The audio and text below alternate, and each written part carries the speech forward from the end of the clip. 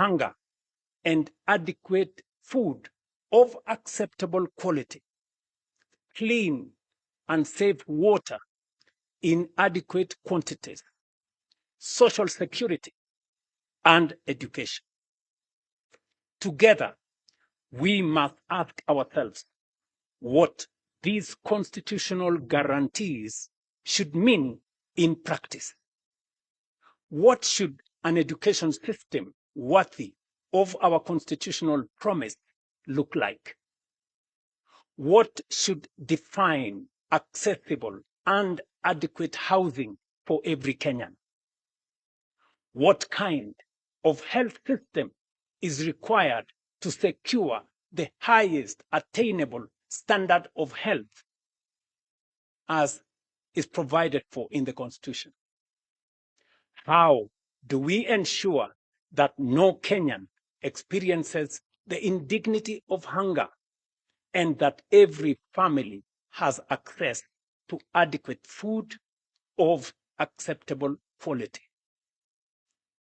How do we guarantee universal access to clean and safe water, meaningful social protection, and the opportunity for every citizen to live a life of dignity? Above all, what measurable outcomes should demonstrate that we are truly giving practical effect to these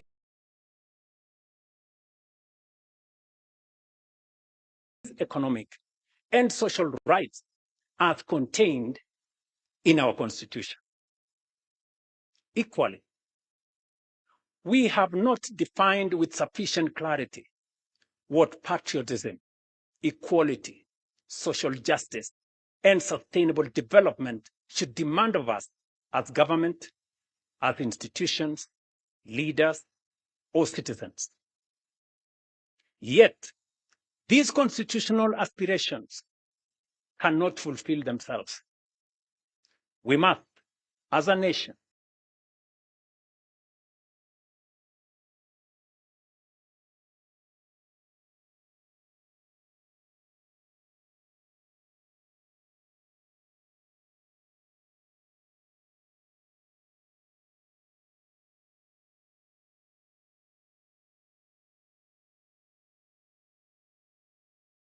collectively define the standards by which they should be measured and establish a common national development charter for their realization. Until we do so, our development and progress will remain subject to the ebb and flow of political expediency, changing priorities, competing interpretations, and fluid guesswork.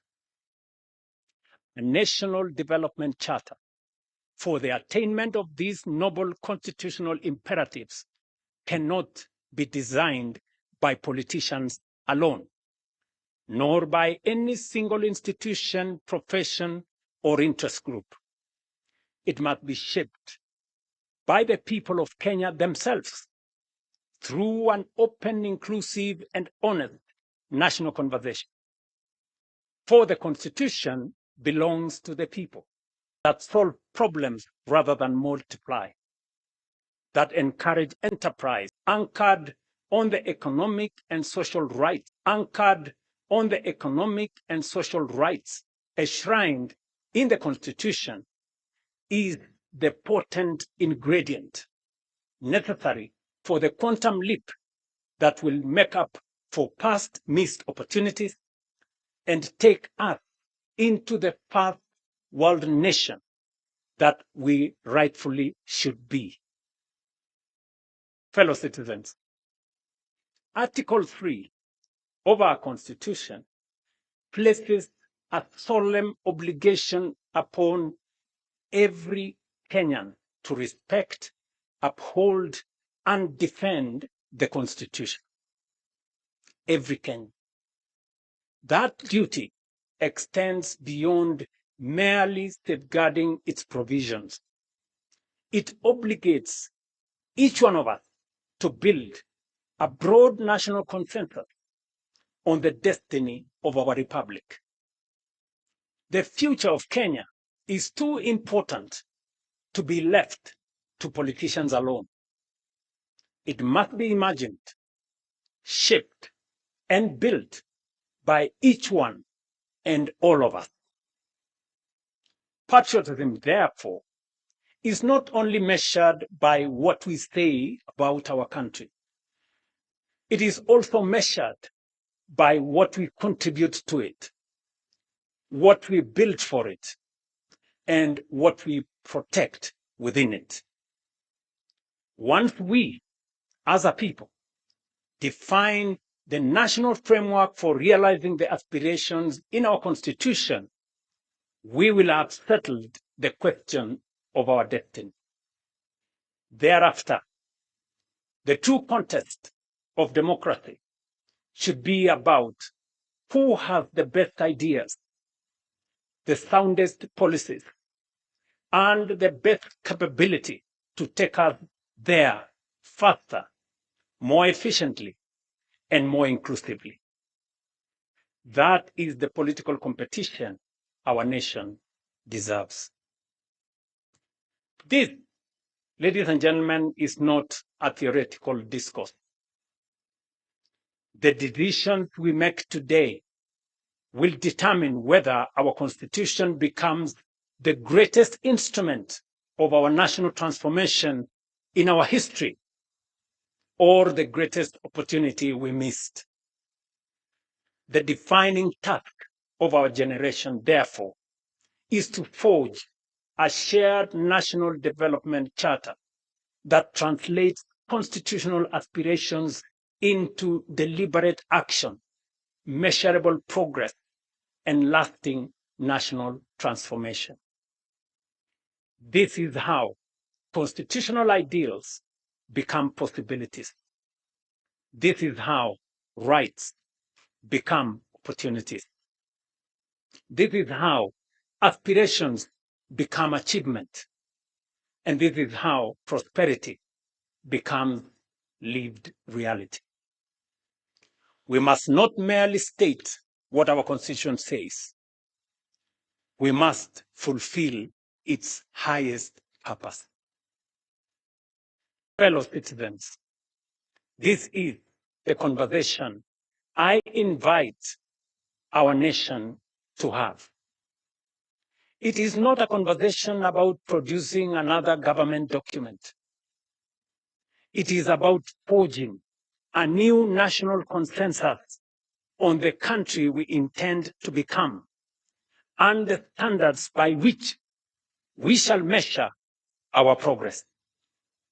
It is about translating constitutional ideals into measurable development outcomes, outcomes into better lives, and better lives into national transformation and shared prosperity.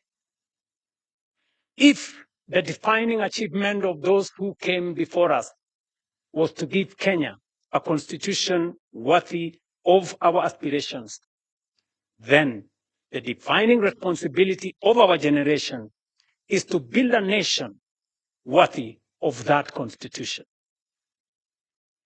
For the past several months, I have engaged and sought the counsel of current and former national leaders, of political leaders, scholars, business leaders, faith leaders, professionals, civil society, grassroots representatives, and most importantly, young Kenyans from every part of our republic.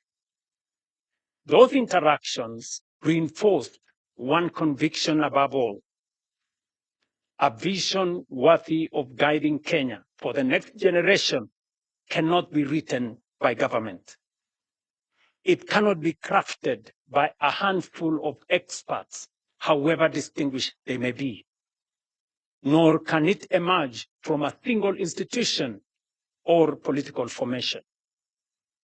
It must be forged through a genuinely people-driven, citizen-centered, and future-focused national process.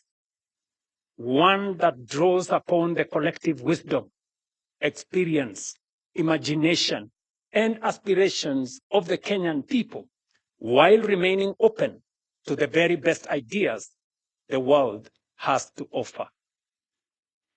It was in that spirit that I invited Professor Hiroyuki Hino, Professor Anyang' Nyong'o, and their distinguished colleagues to begin examining Kenya's future beyond the Vision 2030. Last week, I had the honor of receiving their proposals on strategic guidelines for Kenya's long-term national transformation. The thrust of their proposal is both ambitious but also achievable.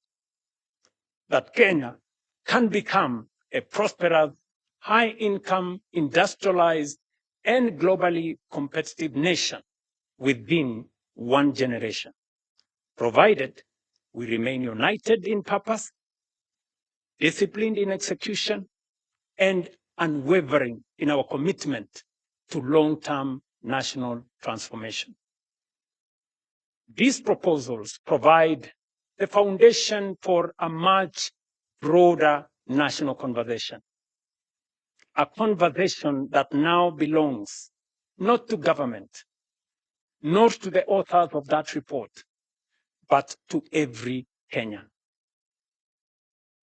Fellow citizens, somewhere in Kenya tonight is a child too young to understand this address.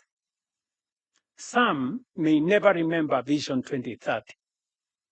Others may never remember even this conversation, but they will live in the Kenya we choose to build. That is why this landmark national conversation is a once-in-a-lifetime opportunity. It is about all of us and also the generations that will inherit the republic we will leave behind.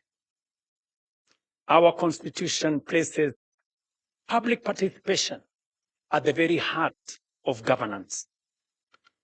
It is therefore not merely my desire, but my constitutional duty to ensure that the national vision, which succeeds Vision 2030, is shaped through an inclusive, transparent, people-driven, and genuinely national process. Accordingly, on Wednesday, the 12th of August, 2026, we shall formally launch a national conversation on Kenya's future beyond Vision 2030, the most consequential exercise in national reflection and public participation since the promulgation of our Constitution in 2010. We shall bring together every institution of our republic, every county and every generation, leaders from political parties, the private sector, workers' organizations, faith communities, universities, professional associations, innovators, civil society, our creative industry, and above all, our young people will be at the center. In 2010, we gave ourselves a constitution worthy of our dreams. The task of our generation is to build a nation worthy of that constitution. We have secured the foundations of our democracy. Let us now secure the foundations of our prosperity.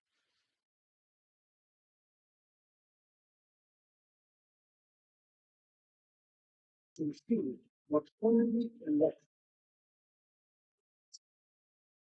of our constitution, but its highest purpose. Let us rise together, right, that next chapter of our republic. God bless you all. God bless Kenya. And I thank you.